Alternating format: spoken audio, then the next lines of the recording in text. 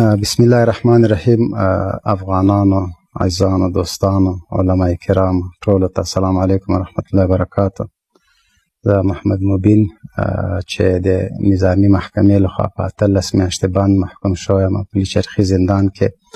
د 14 میاشتې باندې وروسته د جناب علي قادر شیخ صاحب حفظه الله او د رئیس الوزرا حفظه الله د شفقت او مهربانۍ له مخې پاتې قید راته عفو او فی الحال خپل کور کې هم دا نظام ټول هغه اصولي مراتب تر سره کړي دي.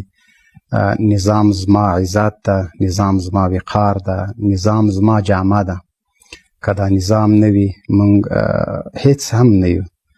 نو په هر وخت کې په هر حالت کې د خپلو نظام سره یو، له خپلو مشرانو سره یو، د دوی د امر تابعداري کوو. انسان ده، کیدای شي په تېرو 20 کلونو کې موږ نه ځینې داسې خبرې سوي چې مشرانو خوښې نه وي، خوا یې پرې بده سوې وه. نو انشاءالله په آینده کې به دغه شی نه تکراریږي. الله تعالی د تاسو عزتمن او سرلوړي لري. او په ټولو افغانانو باندې غږ کوم چې محاکم، قاضي صاحبان د همدې دپاره دي چې د نظام د اصلاح په خاطر، د انسانانو د اصلاح په خاطر زندانونه جوړ کړي تر څو زندان ته لاړ شي. دا په دې معنا نه ده د نظام څپېړه ده، د پلار څپېړه ده، دا کوم عیب هم نه ده.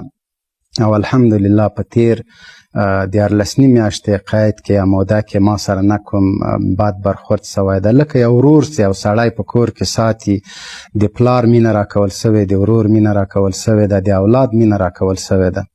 او الحمدلله ښه ومه. د روحي حالت هم تاسو ته ښکارم چې نه کوم تغییر راغلی ده، نه کوم بیا هم د نظام تر څنګ. یو ټول افغانانو ته وایي چې له خپل نظام سره ودرېږئ. نظام زموږ حیثیت ده، زموږ وقار ده، زموږ جامه ده. السلام علیکم ورحمت الله وبرکاته.